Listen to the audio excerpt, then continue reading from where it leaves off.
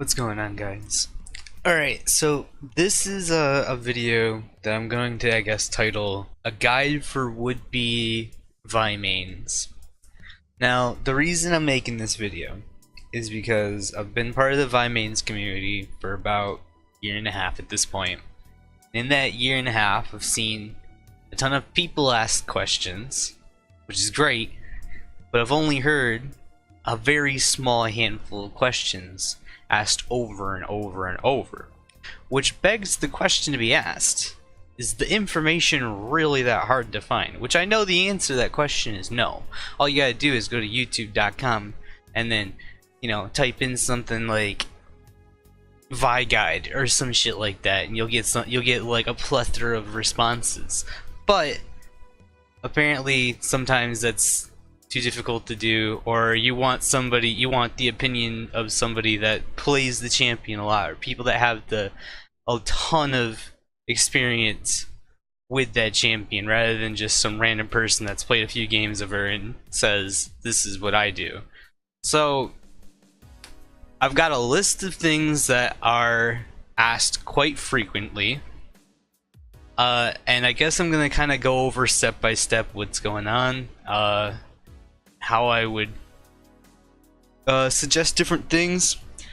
So this is going to be like the index spot right here where it'll show timestamps of different sections of this video if you want to just skip to a certain spot, or you can just listen to the whole damn thing straight through. I have no clue how long this video is going to fucking be, but I have a feeling it's going to be in for the long haul because I'm looking at this list and it's a shitload of information.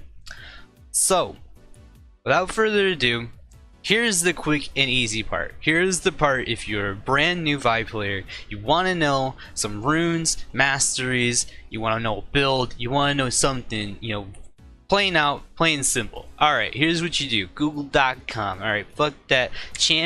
Wait, what is this called? Champion.gg. And then you search Vi, okay? Go to Vi. Now, yes, this is just like we were talking before. It's what everybody does. Okay? That doesn't mean it's the best. It doesn't mean it's the most optimal build path. It doesn't mean it's the most optimal masteries. It doesn't mean anything like that. It just means this is the baseline shit that people do at this elo. Again, doesn't mean it's the best, but it's not terrible either. So you're looking here. I'm kind of surprised that there isn't one with Thunderlords, but as you can see, the most frequent is Curse of the Colossus for your mastery, your Keystone, and then you go 12 points into Ferocity. The second most popular, or the other mastery path that people will take that is also popular, is Thunderlord's Decree, with also 12 in the Ferocity tree. The Resolve tree is okay. I mean, it really comes down to different playstyles and what you need. As far as runes go, the most basic one that pretty much everybody does is this one right here. You go attack, damage, reds, you go magic resist, usually per level, but you can do flat as well. For blues, you do armor seals, and then you take attack speed quints. If you want to get into some other shit, as far as your build path, you just take a smite. It doesn't really matter which one. You can take blue, red, you can even take green if you really want to, but I wouldn't really suggest it. Boots of choice, probably Ninja Tabby or Mert Treads, Trinity Force, and then tank items. Tank items specifically being like Steric's Gauge if you're gonna get Trinity Force, and then Dead Man's Plate, and then you can work into pretty much anything else at that point. I mean, you just build tank items accordingly. So there you go. That is your basic what to build, what to take on masteries. Those are your baseline things. Now, if you want to know after that, there's some other build options I guess you could go with. But those builds are not like the optimal builds. They aren't like the catch-all, I guess, is what I would say. Like, there are different situations for different things, and if you play a different play style, different things will work better for you. So some of the more advanced builds could involve you going like lethality for a first item after your jungle enchantment for more of an assassin playstyle, or you can skip out on going like Trinity Force at all. You can go directly into a tank item if you feel more comfortable playing as a tank and you're not very comfortable on Vi in general. Either one of those work. I mean, you can do anything. Like, the best part about this champion is that you can pretty much do anything that you want. I mean, theoretically speaking, there is some things that work better than others, but you have the flexibility to kind of pick whatever you think is needed in a situation. So those are the two things that are pretty big right there, is your builds and your setups. So now, to be more specific into some things, a lot of people will ask me, or people in the Discord or Reddit or anything like that, what is your like skill ordering? And I guess I kind of feel the need to explain what your abilities do if you honestly want to ask what your skill ordering should be, because if you ask me, it should be pretty straightforward.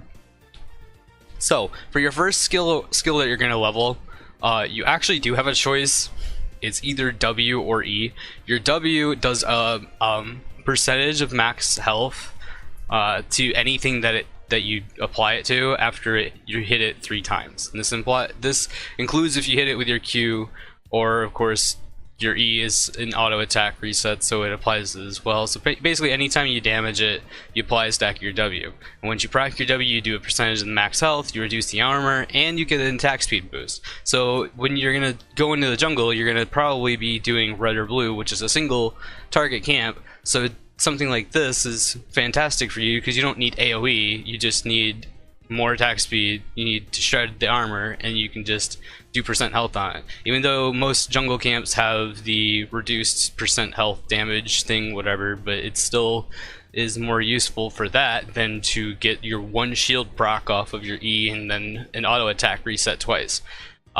If you start Raptors, E is a good choice for your start, but that is the only case that I would say E is better than W. So for your level 2, you're going to go E instead. So you're going to go W, and then you go E, and then you want Q for your third one. Your Q is definitely not something that you really need level 1 unless you plan on invading, and even then it's really not that good. Vi's level 1 invade is pretty shitty, and it just relies on you kind of running at people, but like you have the presence, and that's pretty much all there is to a Vi invade at level 1. After that, I've heard of literally all 3 abilities being maxed first. Let me put it this way: max Q. Your W used to be able to be maxed first if you were farming the jungle like a shitload, and this is back in like season 4, like when the respawn timers were really short and it was more about how fast can you clear the jungle rather than, you know, the amount of damage you can do or anything like that. Like, that was the most useful for clearing the jungle, and then it also allowed you to solo Baron at 20 minutes because you could have Spirit Stone, which would apply on any damage dealt, which was the percentage health that your W did as well. So basically, if you max W first, it was like farm hard and solo Baron at 20 minutes. However, that's not really something that's applicable anymore. Your W does not increase the armor pen as you level up, and all that it changes is the amount of percent health done and the attack speed buff that you'll get afterwards. Your E, however, when you max that, all it does is gives you charges faster, and it does more damage, which is great and all, but the Q does more damage. Your Q has an insanely high AD ratio.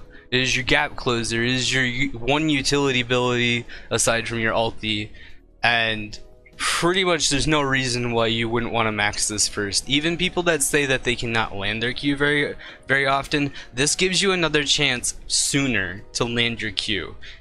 So even if you are bad at landing your Q, it is still better to max your Q first. You will not get as much damage, but if you aren't landing your Qs, your damage is going to be mediocre as it is. So I would definitely say that you should max Q first in pretty much every instance. Second max is pretty negligible. You can go between E and W. It doesn't really matter. I mean, most people will go Q then E because they're going to build Triforce, and your Triforce can proc off of your E. So that gives you a better chance to get more charges more often, so you can proc your Trinity Force.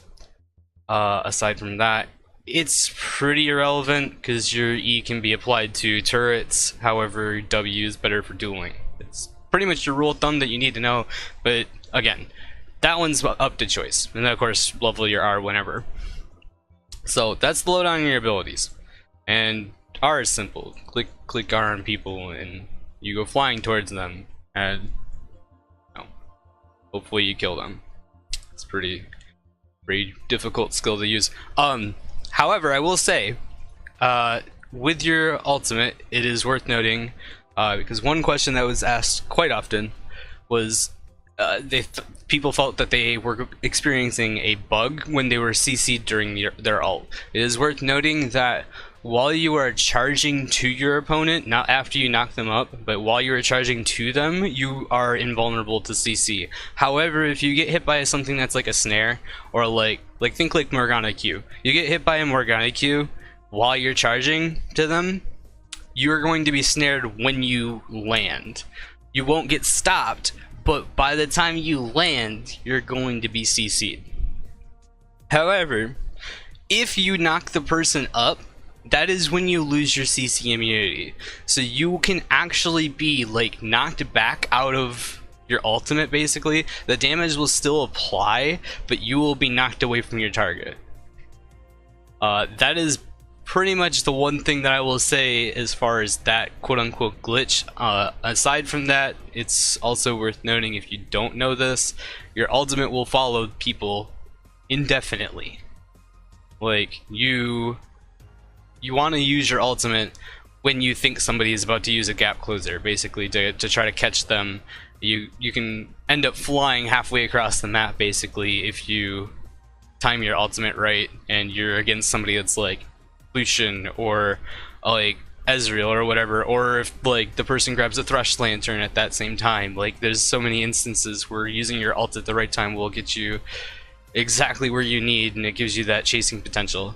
But enough rambling about the abilities, because they're pretty straightforward in all honesty. The next thing that people ask a lot is, what is your jungle clearing path? This is pretty much irrelevant as well. Vi can clear whatever camps are needed to be cleared. She can actually do pretty much anything level 1. If you start E, again, you can do Raptors. If you start W or anything, you can do any other camp. The only one that would give you issues would be Raptors, and if you set it up correctly, you can do them.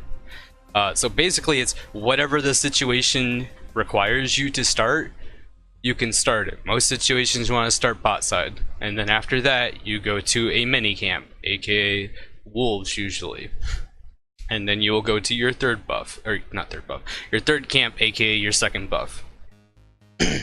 That's pretty much all you need to worry about for your clearing path. And then after that, you can look for a gank, you can look for an invade, and you can look for clearing the rest of your goddamn jungle.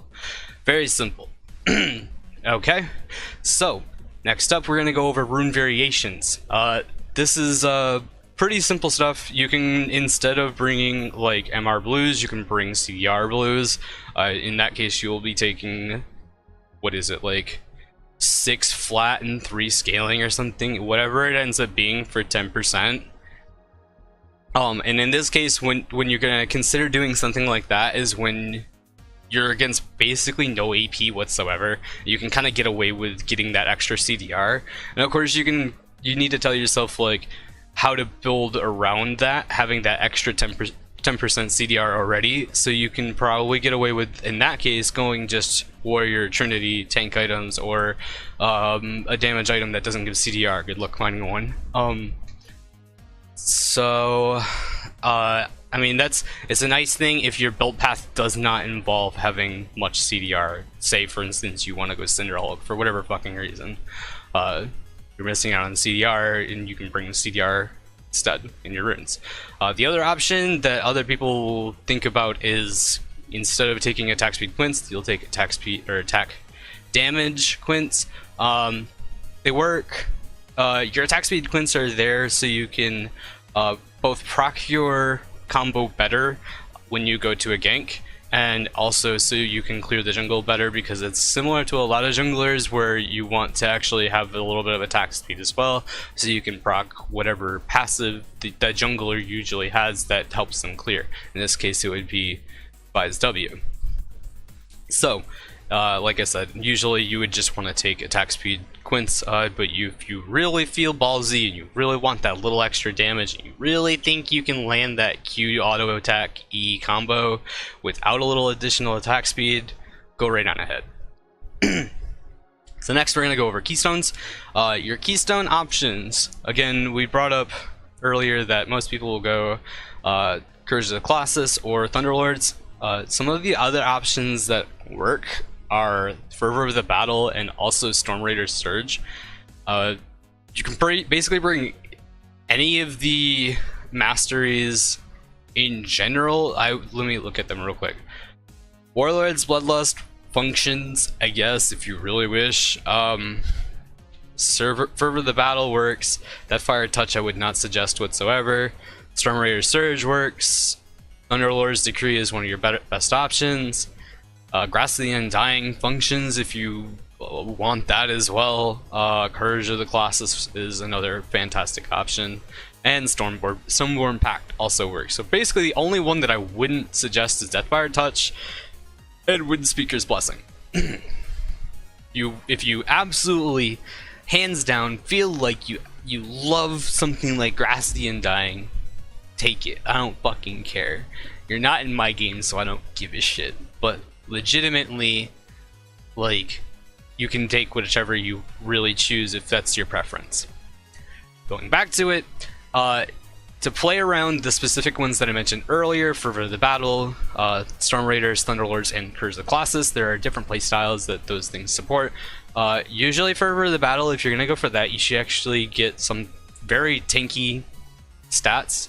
You're gonna go for probably a Cinderhulk if you actually go for Fervor of the Battle, or if you want to do Warrior, you take Warrior, and you can maybe do like Black Cleaver and then tank. Like, you do not really need much attack damage if you want Fervor of the Battle. The main thing with Fervor of the Battle on a melee champion is that you expect to be in the fight for a long time, so you can actually stack that Fervor stacks up. And if you're squishy, you're not going to be in the fight for a very long time. You're going to be focusing on bursting people, which brings us to our next masteries. Storm Raider Surge and Thunderlord's Decree. Storm Raider Surge is very easy to proc with Vi. Basically, even if you're not very attack damage based, you can proc it with like a Q auto E for the most part, because it's only for 30% of the champion's health, and you're going to get that 40% movement speed and 75% slow resistance for 3 seconds, and that will allow you to chase down people better. Pretty much only useful in the very, very early game, if you ask me. It works best in conjunction when you have your red buff. You can apply it continuously, and your Q is going to be on cooldown for a long time in that time frame. A lot of people will also use Storm Raider Surge to help with dives, which makes perfect sense. Vi is a half-decent diver, so that's the best way I would say to play around that one. Is definitely play around when you have red buff. You'd have different ways of continuously getting to them and doing damage, and Storm Raider Surge will help you with that. However, it does not help you with the actual damage portion. Which brings us to the next portion, Thunderlord's Decree. Thunderlord's Decree will proc basically the moment you pop your W, which, I mean, in reality should be easy as hell if you can land a Q. The moment you land a Q, it counts as one ability. You auto attack automatically after you land your Q, and then you can hit E, which will proc your Thunderlord's Decree. If you have a little bit of AD, that thing's going to proc a shitload of their health, which, again, is part of this playstyle that you will have if you take Thunderlord's Decree. Thunderlord's Decree does not really work that great if you go for a more tanky build. If you take something like Warriors and then Trinity, it's kind of meant to take Thunderlords because you're not giving yourself a lot of bonus AD, which is all that this ability scales off of. So it works, but it's kind of wasted. In that situation, you're wanting to get another damage item, whether you go for Sterix, which is like okay, I guess. I mean, it's not a lot of extra AD. Actually, I don't think it's any. Isn't it just base AD? Is this thing based off of total? No, it's only based off of bonus. So yeah, Sterix doesn't even help you in that situation. You're looking at like Maw, or you know, whatever fucking lethality. You know, obviously, if you go lethality, Thunderlords is gonna work fantastically. And then that goes to our last main Keystone, which is Courage of the Colossus, which basically is very beginner friendly.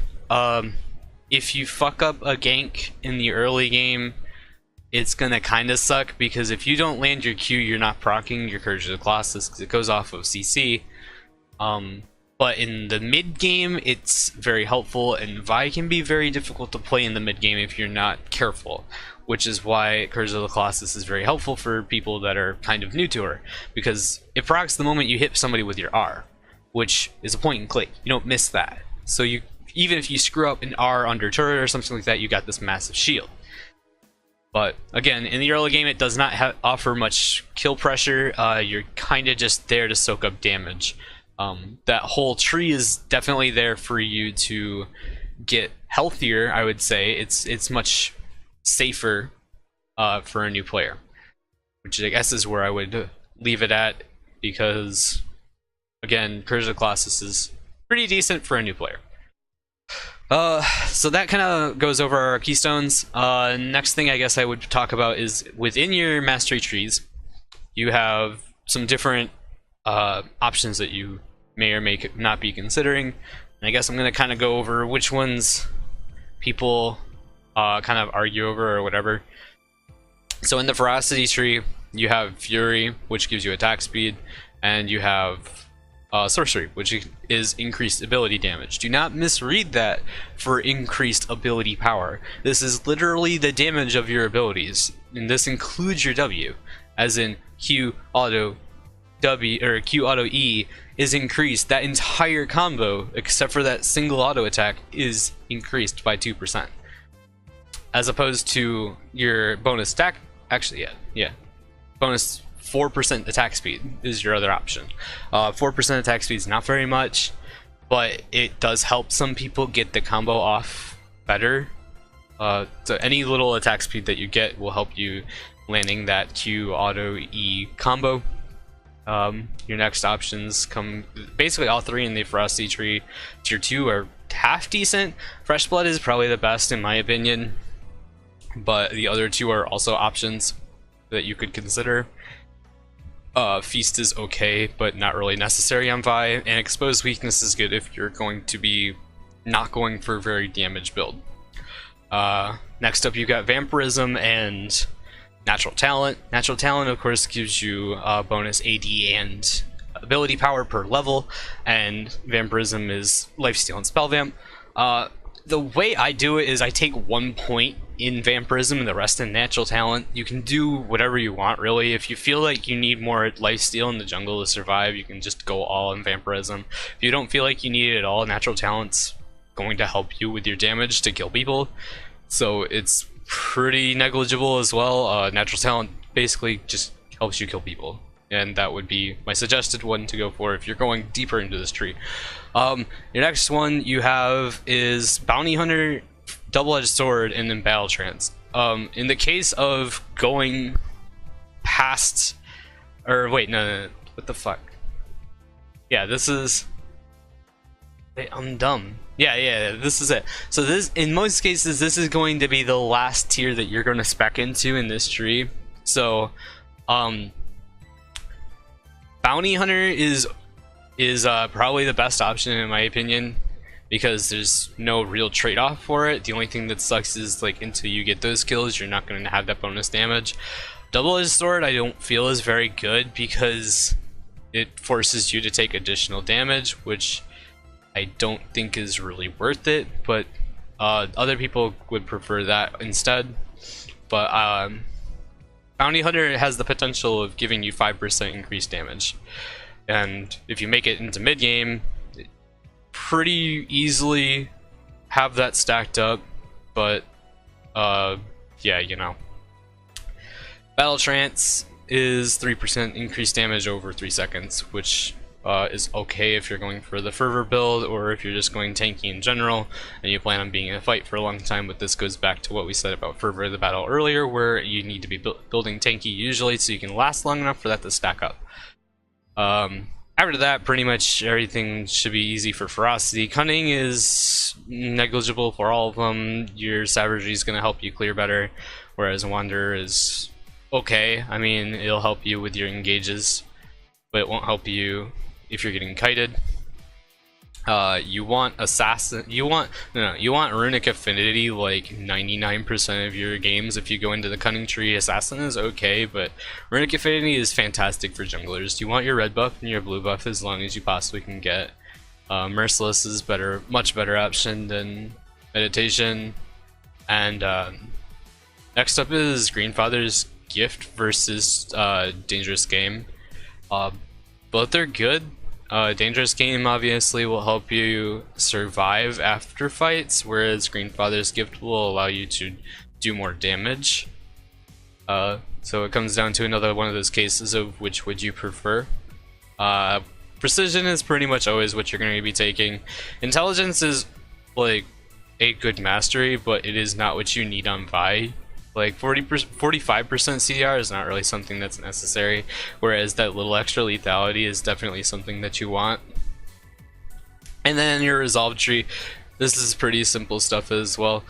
Recovery is good if you don't plan on speccing too much into your into actual bonus armor and magic resist. If you plan on building healthy or damage and you're just going into resolve for a little extra survivability, the recovery is much better. Otherwise, unyielding is fairly decent as well. Tough Skin I think is better in general. It helps you survive in the jungle, which again is the majority of the reason that you're going to spec into this tree at all, ever. So I would go for that Tough Skin over the other two. Runic Armor is better than Veteran Scars, just because of the shield that you get from your passive.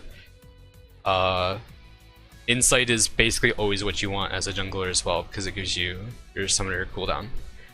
Lastly, you're going to be looking at Swiftness versus Legendary Guardian. Swiftness will help you if the team that you're against has a shitload of slows and or CC that aren't knockups, because knockups are not affected by tenacity. And then Legendary Guardian is there for if they're or just bursty. I go for Legendary Guardian over Swiftness majority of the time, just because I want the actual tank stats if I spec into this tree that far. But yeah, that should be most of your comparisons for all of those. That was an extremely boring segment, I know.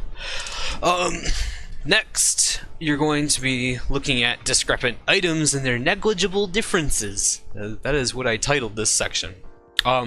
Big items that people argue about is red smite versus blue smite. On Vi, depending on what you go for, either one can work. Blue will offer more burst, and by that I mean literal instantaneous burst, whereas red will allow you to tank more, and it will also let you do more damage over time. Blue smite literally is just like Bill's Wire Cutlass essentially, except it does true damage instead. Whereas something like Red Smite will allow you to apply a burn, basically. And I'm not sure what the numbers end up being, but I think it's something like 3 or 4 autos to even out with Blue Smite. So if you want something instantaneous, Blue Smite is what you want rather than Red Smite. But in my games, I mostly go for Red Smite. It's pretty much up to whatever you prefer. Next up, if you go for a lethality, there is Duskblade versus Ghostblade. Both of them give literally the exact same stats. Literally the exact same stats. The only difference between them... Save message. No, fuck you. The only difference is Yuma's Ghostblade will give you 40% or 40 movement speed out of combat, and of course the active, which gives you 20% movement speed for 6 seconds. And then you've got Duskblade, which will give you a ward clearing thing, which specifically from the item, says when spotted by an enemy ward, causes a blackout for 8 seconds, revealing invisible traps and then revealing disabling wards. This is a 90-second cooldown. And then you've got Night Stalker, which is the damage portion, saying after being unseen for at least 1 second, which you should be as a jungler at least unseen for the most part at some point in the fucking game. This is like going to be an early game item, so you're going to be unseen. This is not like stealth only, it's literally like the enemy does not have vision on you. So coming in from the bushes, this applies.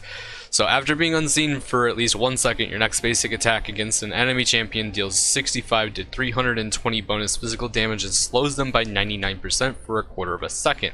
Ranged attacks deals 45, whatever, it doesn't fucking matter because you're not ranged. So, last 5 seconds after being seen by an enemy champion. This basically means if you walk towards a bush, this thing's going to pop and say, hey, there's a fucking ward there. It's going to disable it so they will not see you. So then you can continue walking. You still have this Night Stalker passive active. As soon as you pop out of the bush, they see you. You have 5 seconds between then and until you kill them, basically. Like, you can, as long as you hit them within those 5 seconds, that passive is going to be applied. So the difference between them obviously is this: if you want more damage, take this. If you want to be able to run around the map more, take this. That is really all it comes down to. The next item that people will argue about the most, and this one's huge. This one people fucking wild out about. I'm not even joking. This one's fucking, whew, people fucking go crazy. Black Cleaver versus Trinity Force. Okay. Both of them are good items on Vive. Neither of them are the perfect item for Vive. Let's go over the stats that each one will give. So, Trinity Force gives you a fucking grab bag of shit. Gives you 250 health, 250 mana, 25 AD, 40% attack speed, 20% cooldown reduction, and 5% movement speed. Not to mention the Rage passive, which Cleaver has as well, and the Spellbleed passive, which will apply 100% of your base AD to your next auto attack, basically doing double damage for your next auto attack after you use an ability with a 1.5 second cooldown. That is why Trinity Force is considered the quote-unquote damage version, or the more damage-oriented one. However, we also need to look at one very important thing about this item: 3,733 gold. Okay, now we look at Black Cleaver. It gets 400 gold or 400 health, and 40 AD and 20% cooldown reduction. Overall, the stats are very underwhelming compared to Trinity Force. However, it does give 15 more AD and 150 more health. Instead of getting your Spellblade passive, you instead get the Black Cleaver passive, which will reduce their armor by a total of 24% after you stack it 6 times. Now, the other thing that we were pointing out was the price. This thing is 3,000 gold, compared to 3,733 gold. It is 733 gold cheaper. Now, what item would I say is the better of the two? Gold permitting Trinity Force. Pretty much hands down. However, if you do not have the gold, or if you're trying to get a snowballing early, or even if you want to just be more team oriented, the Black Cleaver is definitely better. It does actually give more tank stats, and it gives more flat AD, which of course is also good on Vi, because Vi scales off of bonus AD. So again, neither item is perfect, both of them are good, and Black Cleaver is honestly better in my opinion because of that price difference, and allows you to start building into something else that will also help you out. But again, it pretty much comes down to your choice. The next thing that we're going to talk about, and this one's going to be the long haul part of this. Different build paths and how you can find one that works best for you. So we're going to go over some of the very basic build paths that people will take. And I'm on the wrong fucking account for this because my main account actually has like a shitload of pages for these. So here's the basic build paths.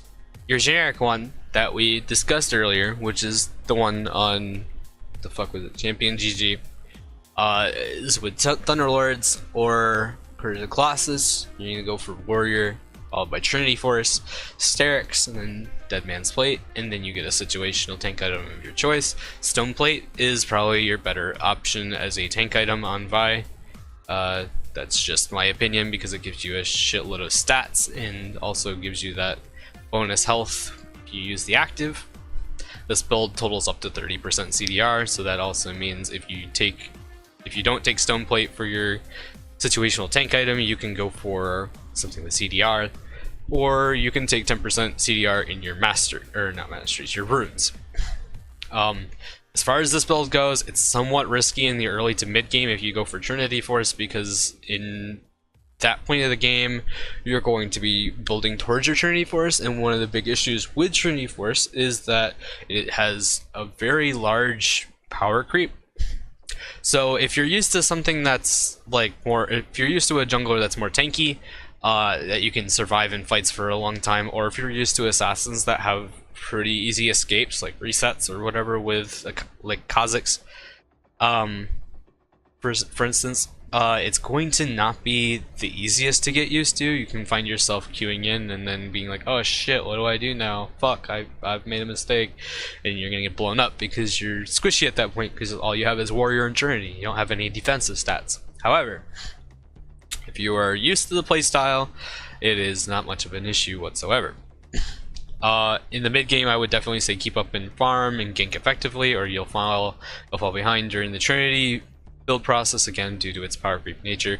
And during the kind of mid to late game, you're just going to be playing as a generic bruiser. You can either focus on carries or you can peel for your own carries, whichever is more relevant at the time. She's pretty decent at dealing with carries with this build.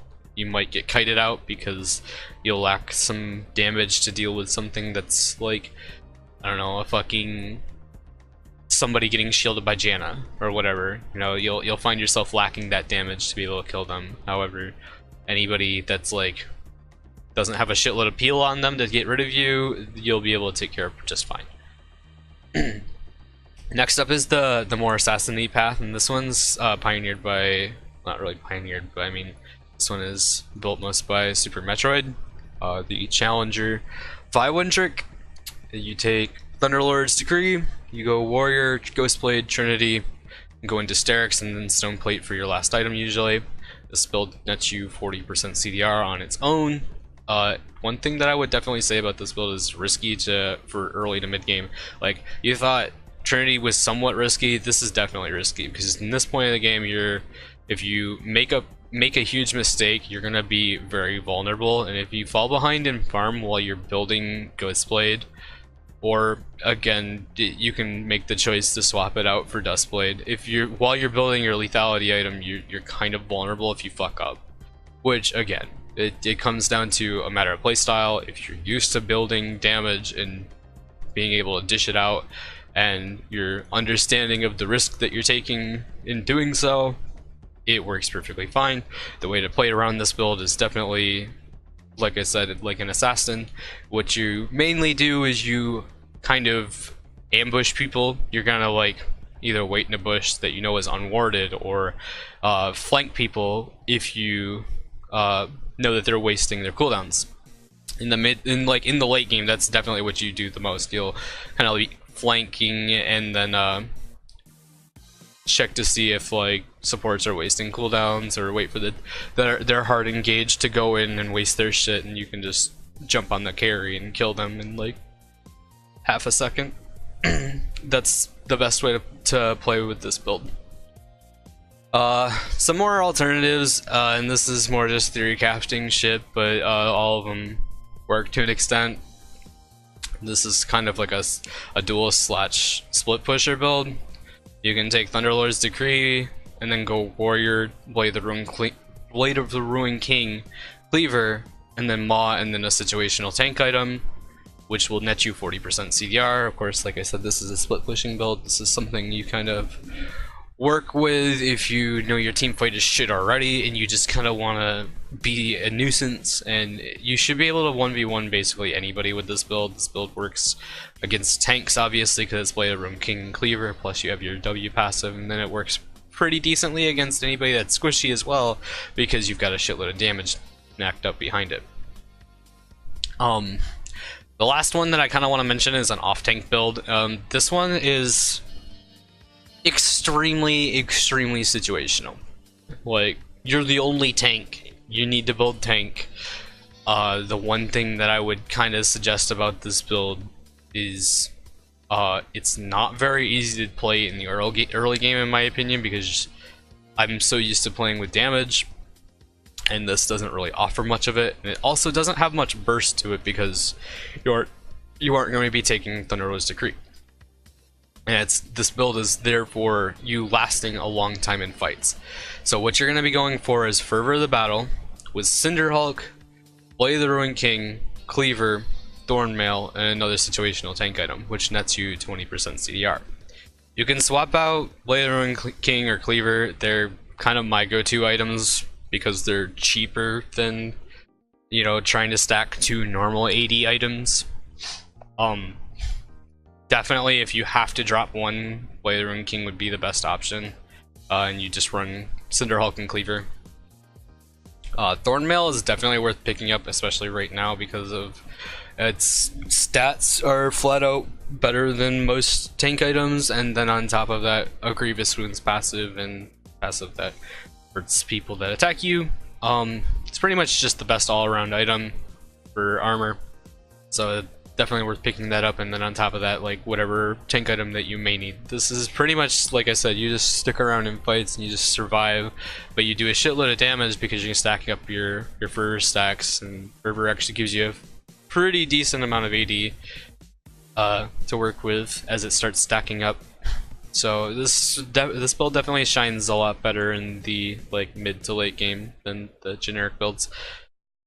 So again, those are kind of like some examples of builds that you might want to be looking into. They're pretty okay. I mean, what I would say is to just basically look at items and say, hey, is this what I need in this situation? And if it is, you build it, because really an AD item works and a tank item works. The only thing that I would never suggest is build fucking sorcery, or what the fuck's the word? Magic Pen. Sorry. Yeah, Magic Pen is the only stat that does not work on Vi. I've even played AP Vi. I mean, it functions if you're insanely ahead.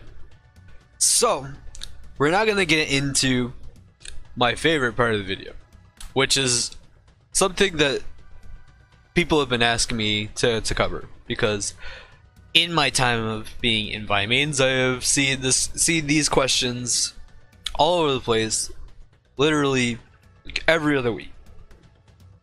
Is blank good on Vi? Or is blank Vi viable? Is top lane Vi good? Sure. If you really feel the need to play her, and you got autofilled top or some shit, and you have no choice, and you refuse to play a different champion, I mean, it's okay, I guess.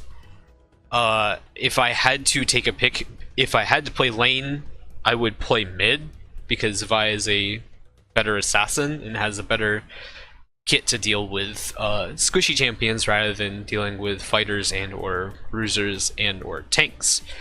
Her dueling power is okay, but only after you get some items, and her wave clear is fairly decent as well. But the main important reason that I would say that I would prefer to go mid is because mid has more roaming opportunities, and the best way to make use of Vi would be to roam and use your abilities to help out every lane, basically, if you're going to be not jungling. You can kind of shut down any laner you want in the mid lane, so far as you play the matchup correctly. But I would definitely say top lane Vi is kind of shitty, and again, mid lane Vi is probably better. We'll go into now the items that people are always asking about. First one that comes up a lot is Titanic Hydra good on Vi? My answer is simply eh. Now, here's the explanation. Okay, Titanic Hydra is a fairly expensive item.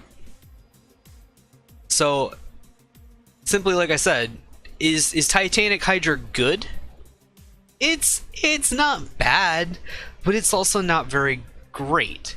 It's 3,500 gold, and while you're building it, you aren't really taking advantage of any of the things that it has.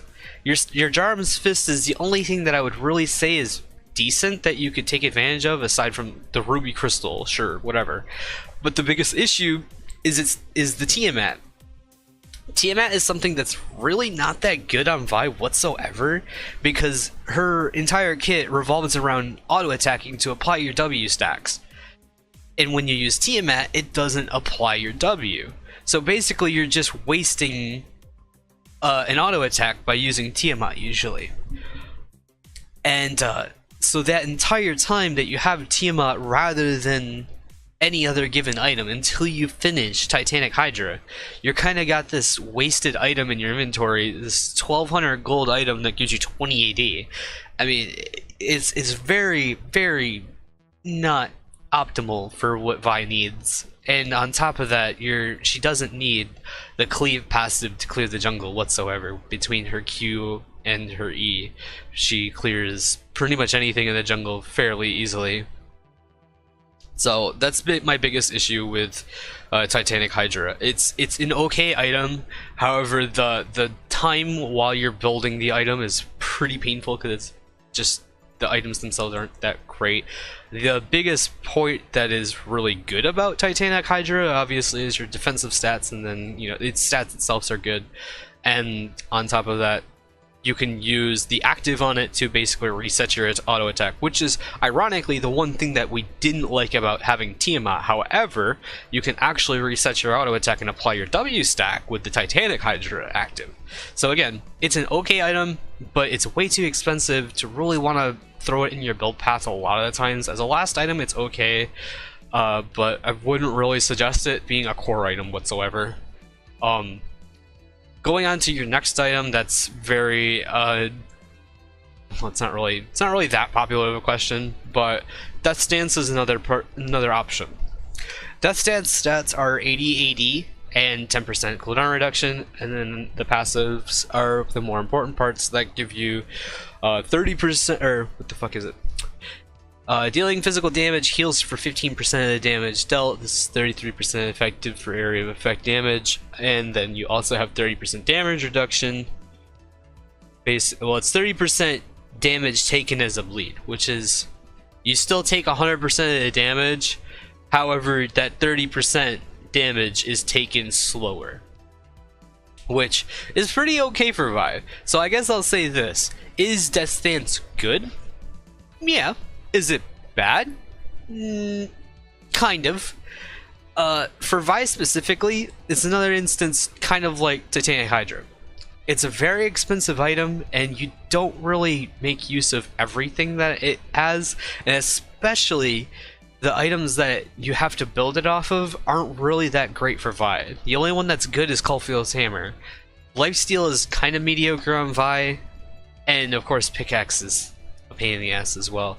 So you're kind of looking at 900 gold there, and then 875 gold there. So you're stacking up 1,800 gold right there just off of AD that you're building. That isn't really that great. You're getting 25 plus 15. It's 40 AD. I mean, I don't know. I really just don't feel like it's very cost efficient while you're building those two items specifically. Like I said, the Warhammer is okay, but because of the cooldown reduction, but it just feels awful while you're building it, and then on top of that, combined cost is like outrageous. But lifesteal itself is pretty bad on Vi. However, I guess I'll go over the one reason that the lifesteal is not that good. The W stacks, or your W passive, does not like apply lifesteal, so really it's kind of mediocre. Like, you'll still get the lifesteal off of your regular auto attack, but you won't get that bonus from when you proc your W. And again, Vi is based off of burst in the majority of situations, and you're not going to be in a fight long enough to really take advantage of lifesteal. However, in the case of Death Stance, you're going to be in the fight for slightly longer, which you might be able to use to take advantage of that 15% Omnivamp. because that's more what that is. Well, it's actually not omnivamp, but it's like physical damage vamping, I guess, whatever. Like it's not lifesteal, so this death stance will actually apply your W damage and your E damage and everything, but it's not specifically lifesteal, so it works, but it's not like the best option. Very situational item. My favorite question that I get asked in Vi mains is lethality good on Vi? Well, I'm not even actually going to answer that question, because literally the question is answered within the first few minutes of this video, because it's actually in one of the suggested builds. The next one is Last Whisper good on Vi? Now this one is very situational. Last Whisper on its own is a pretty shitty item, but if the actual armor piercing shit is needed, if the actual armor pen, that's the word, sorry, if the actual armor pen is required, then it's good. So the stats specifically are 50 AD followed by 35% bonus armor reduction. Note that it's bonus armor reduction. If they do not have armor built, it does not reduce anything. It only is based off of whatever extra armor that they have built. So in most cases, especially in the early game, it's not that good. Whereas the old Last Whisper, which you could have gotten away with building way back when it was the old Last Whisper, was fantastic for this, because it was total armor. Just shred through everybody's armor by building a little bit of armor pen and then Last Whisper, and next thing you know, you're doing true damage to people. So that's not the case anymore with Moral Reminder or Lord Dominic's Regards. However, it's worth saying that Moral Reminder is an item that you can build on Vi if you absolutely need some healing reduction and you're not going for Thornmail. Like if this person, if it's like a Vlad or whatever, like that doesn't really auto attack you, and you want to deal with having grievous or putting grievous wounds on people, Moral Reminder is an okay option, but still not like suggested. Next item is Iceborne Gauntlet. Iceborne Gauntlet is a tank item. It functions.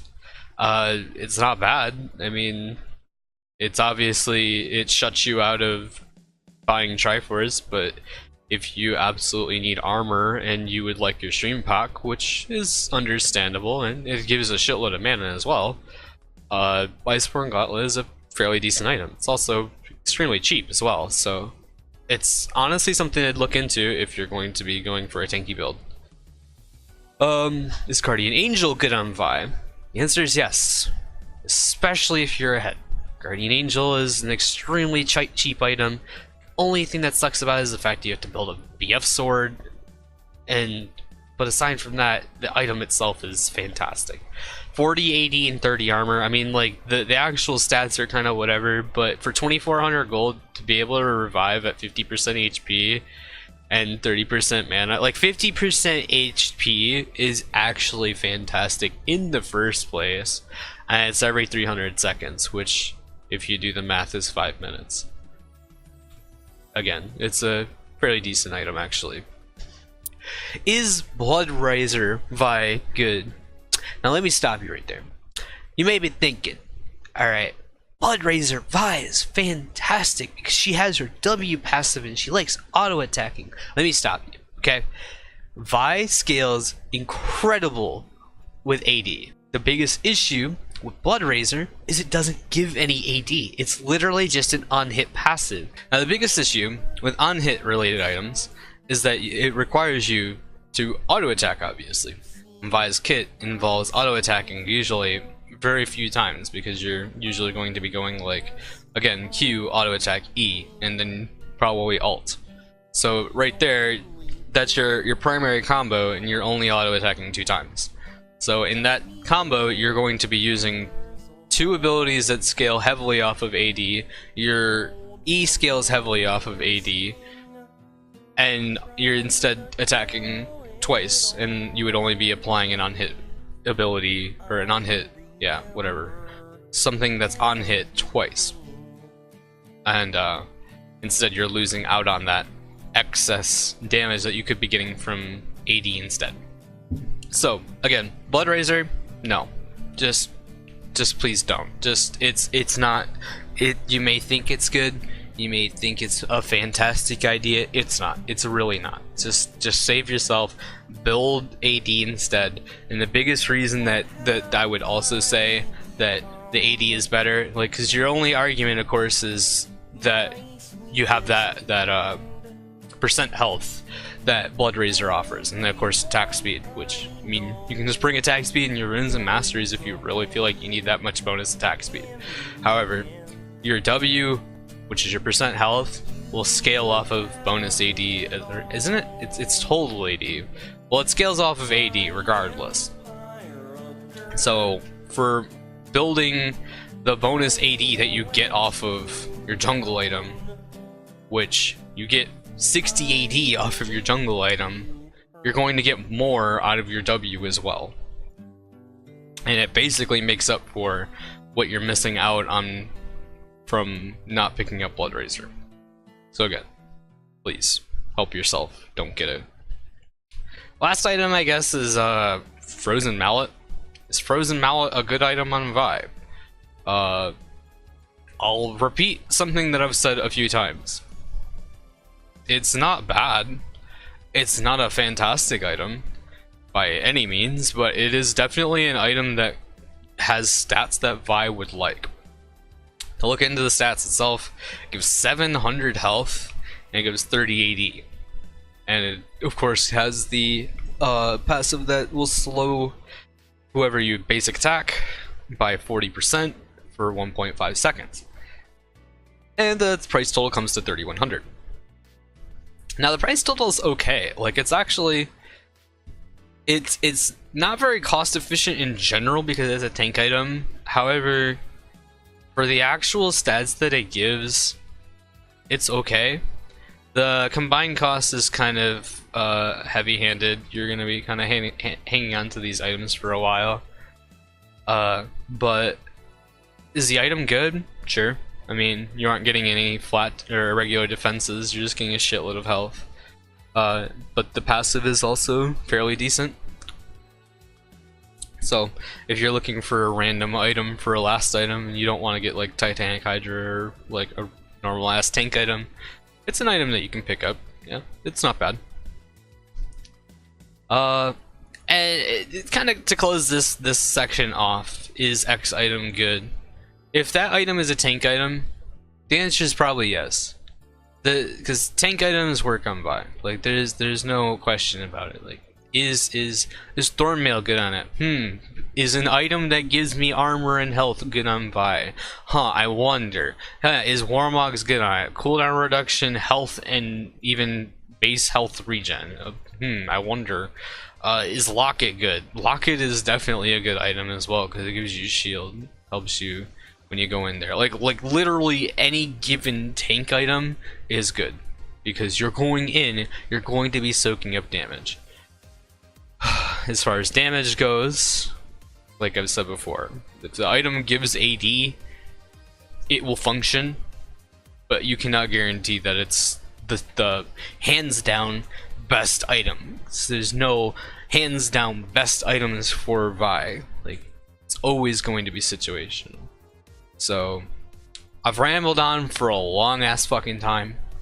This took a lot longer than I was hoping for. I've been literally talking for an hour at this point, which hopefully for you guys the video will not be this long. I'm going to hopefully cut it down a lot, but I hope this has helped you guys out at least a little bit with some of the questions that you may or may not ask about what is worth taking, what is worth building, different shit like that. So if you have any questions, feel free to ask in the comments. It's whatever, but I hope that I don't have to read what mastery is best for Vi for the 17th fucking thousand time that I've read it in the past 3 months. And I hope you guys have a fucking fantastic rest of your day.